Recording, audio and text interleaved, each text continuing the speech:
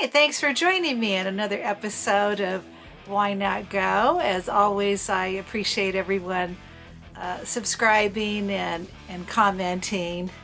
I read all the comments and love all the dialogue.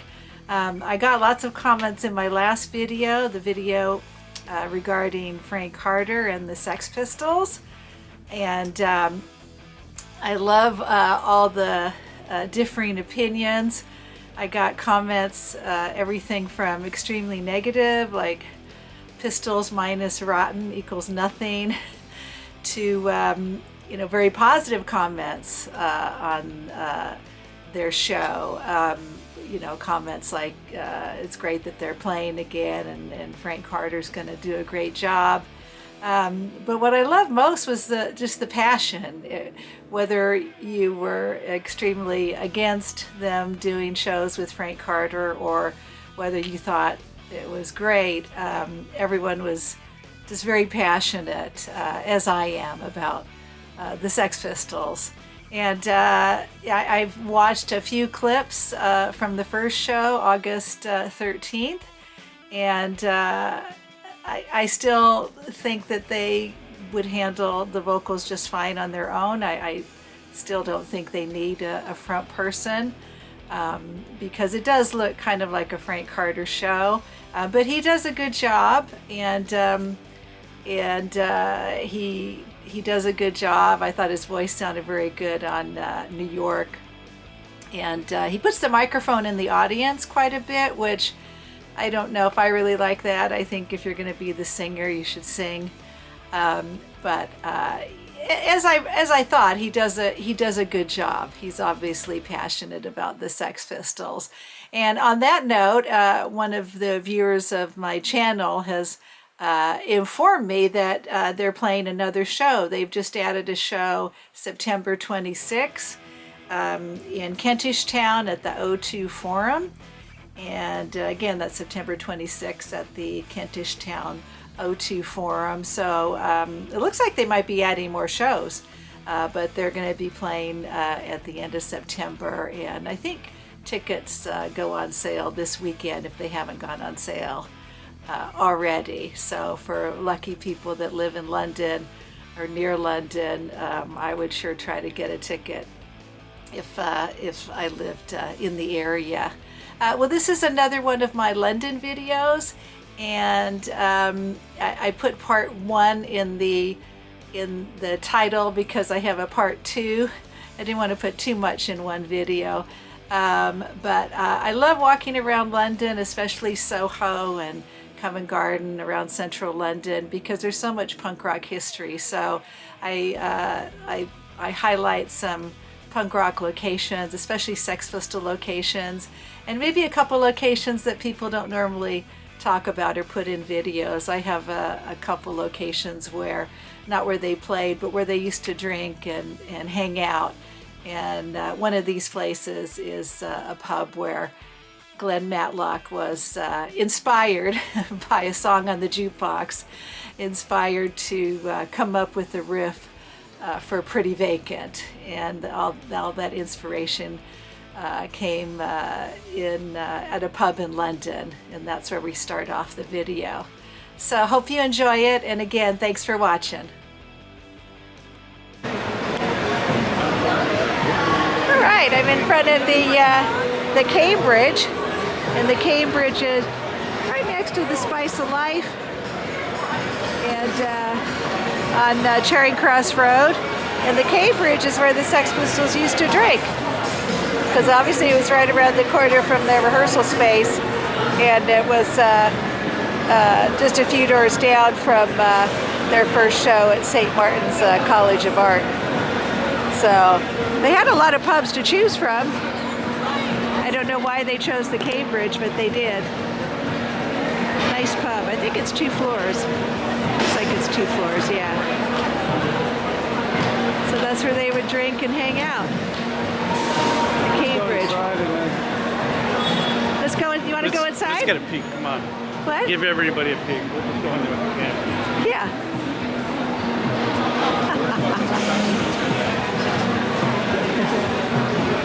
All right.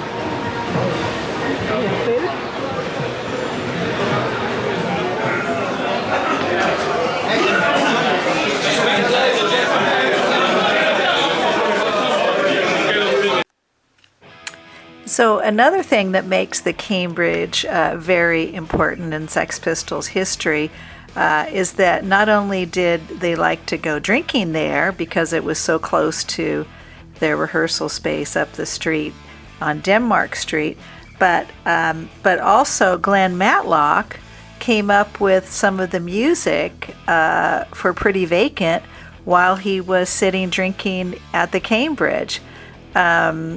As people already know, Glen Matlock wrote Pretty Vacant. He wrote the lyrics as well as the music. Apparently Johnny changed a couple lines in the song, but 90% of the lyrics are Glen's. And he writes in his book, I Was a Teenage Sex Pistol, that he came up with the riff for Pretty Vacant while he was in the upstairs bar at the Cambridge, and it was called Mooney's, the upstairs bar. And I'll just read a little bit from his book. I was in there one lunchtime drinking my way through the week's dole money when ABBA's SOS came on the jukebox. I heard the riff on it, one simple repeated octave pattern. All I did was take that pattern and alter it slightly, putting in the fifth to be technical.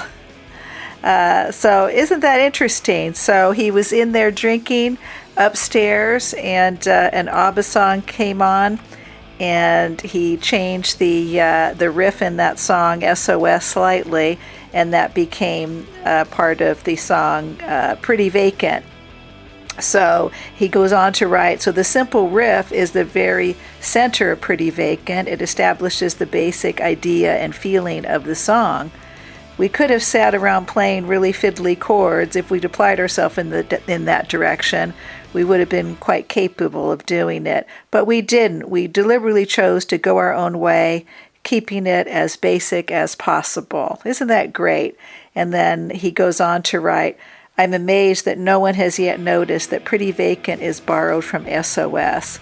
But that's what songwriting is all about. Everything is nicked from something else. Only later, years after you've written the song, do you usually let on. So he lets on in his book, I Was a Teenage Sex Pistol, that the riff in Pretty Vacant was borrowed from the ABBA song SOS. And all that inspiration came right here at the Cambridge when he was upstairs drinking. Okay, we're going to go on to our next Sex Pistols location. All right, now we're a couple blocks from Soho at the Leicester Square Theatre on 6 Leicester Place, which is obviously just off of Leicester Square. And back in the 70s, this was called the Notre Hall. And it's very famous for a couple Sex Pistol shows. In March, it was the first show that Sid Vicious ever did, was here. And probably the more famous show, the one that was attended by a lot of people who were lucky enough to go, was on November 15th, 1976. The Sex Pistols played here. This was after the punk rock festival at the 100 Club. And my friend Michelle Brigandage, who I interviewed for this channel, and you can go on the Sex Pistols playlist and see her interview. She was at the punk festival, and she was also at this show at the Notre Hall. And the Sex Pistols played 2 sets. They played 4 songs. The first set was 4 songs. They played Anarchy, Pretty Vacant, Submission, and No Fun. And these 4 songs were done for London Weekend TV. I think that's on the ITV network. And then after those 4 songs and after the crew left, then they did a full set for the fans. So I'll show a few photos here from back in the day. This is a Sex Pistols flyer for the Notre Dame Hall. And the ticket price is an unbelievable price of £1. So that's how much it costs to get in to see the Sex Pistols. And then I'll show another photo here of, you can see the crowd there. It looks like there's quite a few people in there, several hundred people. And then here's a shot of John Lydon on stage, Johnny Rotten, and you can see the cameras there looking at him. And Michelle said that he seemed like he was glad when the cameras left and he could just play for the fans. And here's another photo of them on stage. Again, this is November 15th, 1976. And then the last photo I'll show here is one where they played in March. That was March, I believe it was March 15th. And no, I'm sorry, it was March 21st, 1977. And that's a shot of Sid there and Johnny. And this was the very first show that Sid played. I don't think it was open to the public. I think it was just sort of their fans, because when I spoke to Michelle, she didn't know about it. So I think it was maybe if you were lucky enough to hear about it, you went. But I think this was just a show that was just for their inner circle, to showcase Sid, or for Sid to play his first show. So now it's a comedy theater. I think it's I'll show where you go down here. You go down through the front door, down some steps, and I think it's in the basement, and now it's a comedy theater. So probably most people that walk by this just think it's a comedy theater and has no punk rock history, but it has a lot of punk rock history. So and I think that's amazing. I wish I could have gone to those shows in November of 76 and also March of 77. So very important Sex Pistol venue there, the Notre Hall, now called the Leicester Square Theater. So we're going to go over a few blocks now, and we're going to go to the Roxy. All right, thanks for joining me. Another episode of Why Not Go. All right, here we're in Covent Garden on Neal Street, and we're in front of the famous club, the Roxy, which was here from 1976 to 1978. I believe the first band was Generation X with Billy Idol, and we'll show some old photos if we can. But the Sex Pistols never played here. I'm not sure why. I know the Sex Pistols couldn't play much in '77 because they were after the Bill Grundy interview. Maybe that was part of it, but they never played at the Roxy. But who did play here in the first? They call it the first 100 days at the Roxy. As I said, I think Generation X was the first band to play here, and Billy Idol actually helped decorate the club, getting it ready to go. Andrew Chanovsky, I'm probably not pronouncing his name right. He was at the Sex Pistols' first show, and he was a friend of Malcolm's. He was Malcolm's accountant, and he opened this place up. So it didn't last too long, a couple years, but in the first 100 days, I'll just read a couple of the bands that played here. The Buzzcocks, Chelsea, The Clash, the Damned, Wayne County, The Jam, The Saints, Sham 69. On their list it says the Sex Pistols did play here, so I'll have to fact check that. I don't think they did, but I'll have to fact check that. The Slits, X-Ray Specs, XTC, Slaughter and the Dogs.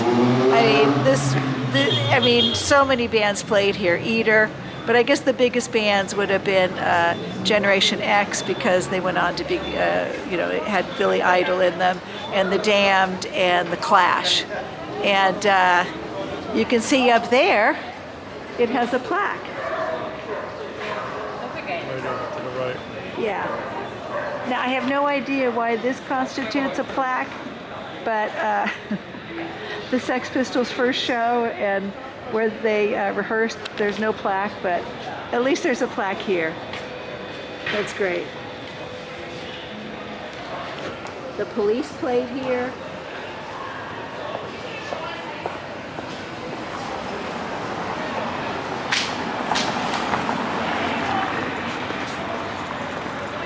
Johnny Thunders and the Heartbreakers played here. The first show was on December 14th, 1976 with Generation X.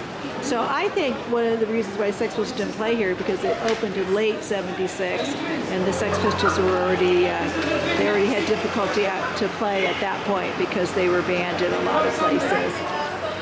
But a lot of punk rock history here. Now it's I don't know what it is. It's some kind of lunch place, but at least there's a plaque. So much punk rock history in London. I love it. So this is the famous Roxy, where a lot of bands played and got started, like The Dam, The Clash, Generation X, and a lot more bands that didn't make it too, which are just as special. All right, hope you enjoyed this short clip. Thanks as always, and we'll be seeing you. All right, we're back in Soho. We're on Brewer Street, 24 Brewer Street to be exact. And where you see the bright pink storefront there, it's a place called Chilongo now. It used to, it serves Mexican food. Well, back in the 70s, this was called the El Paradise Strip Club. And the Sex Pistols played here April 4th, 1976, so very early in their career. And Malcolm didn't want to necessarily play pubs. He wanted to play different kinds of places, so he hired this strip club out for the night, which was very unusual for a band to be playing at a strip club. And he did this because it goes with the name of the band, and he has a shop called Sex. So why not play at a strip club? It makes sense. So they played here April 4th, 1976. And he did this to try to get media attention, and I think they did get some reviewers down for this show. And I love, there's a passage in Glen Matlock's book, Triggers, his most recent book, and I'll just read a passage from that because he talks about playing here. He said, "We tried to stay true to our plan not to play the pub rock circuit. So along with the art school shows, we played random venues like Screen on the Green in Islington and the El Paradise Strip Club in Soho. That one was an eye-opener," he says. "We walked in on the night and the place was disgusting. Without going into too much detail, it was like walking into a crime scene. We went across the road to a hardware store and bought a mop and a bucket and cleaned up before we played." So I guess it was pretty disgusting in there, and they went and wiped the floor down before they played. So this was an unusual gig. It just shows how Malcolm was very creative when he came to the band in so many ways, and one of them he wanted to book them in different kinds of places. He didn't want them to follow the pub rock circuit. So I'll show a few photos here from back in the day. This is the way the strip club looked back then, and apparently it was very small inside. And then I'll show a few pictures here of them playing. I mean, they look fantastic. Again, they only played here one night, April 4th, 1976. But I think it's kind of an infamous gig because they started to become known at this point, and the fact that Malcolm was so creative to book them in a strip club. So here's a few photos. I love the way Lydon looks with the red sweater over his T-shirt. Steve has one of the original Sex Pistols T-shirts with the smoking naked boy. Glen has an old T-shirt on, also original from the shop. That's the one. I wish I had bought that one. I remember seeing it at the shop. It has a lot of verbiage on there and mentions QT Jones and the Sex Pistols on that T-shirt, which was the first reference to the Sex Pistols. And then here's a couple more photos. So I'm sure it was a fantastic gig. They were just kind of starting to hit their stride in April of 1976. They were getting a good following and starting to get some press. And it all happened right here. I'm sure most people walking by here don't realize that, but this Mexican food place was once the El Paradise Strip Club and is very famous for hosting the Sex Pistols for one night in April of 1976. All right, we're still in Soho, and right now I'm at 61 Poland Street, and most people probably know, maybe not, I don't know. 61 Poland Street was Club Louise's, which was a gay club. I think it was a lesbian club where the Sex Pistols would hang out. And I always, when I was younger, I always would see them hanging out at Louise's, and it just looked so great. And I think it's a busy place. I think in the Hulu special, they dramatized Steve getting on stage with lesbians, with some transvestites. So you can see, I'm just going to pan. Poland Street is still a very popular street. It's hopping. Soho's hopping, and this is just a Tuesday night. It's not even a Friday night. So that's 61 Poland Street, where the famous Club Louise's was, and I'll put some photos here of the Sex Pistols hanging out.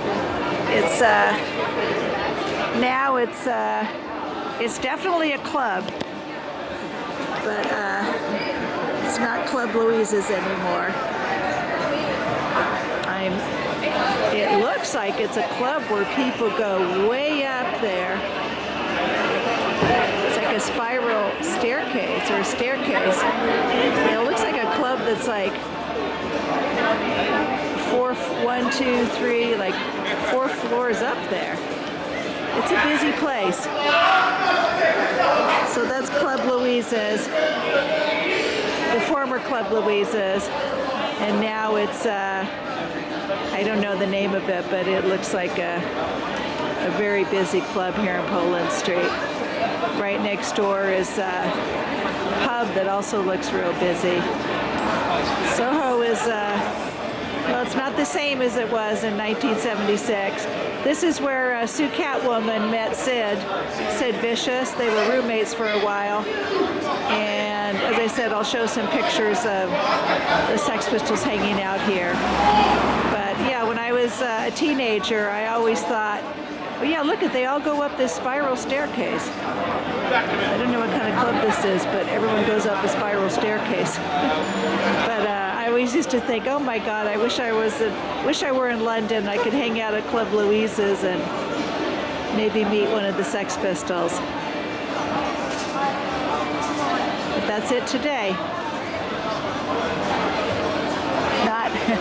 It's not a punk club, or I don't think it's a lesbian club either, but oops, let me back that up there. But it's definitely a busy club. All right, another Sex Pistol location in busy Soho. Thanks again for watching. I'll be seeing ya.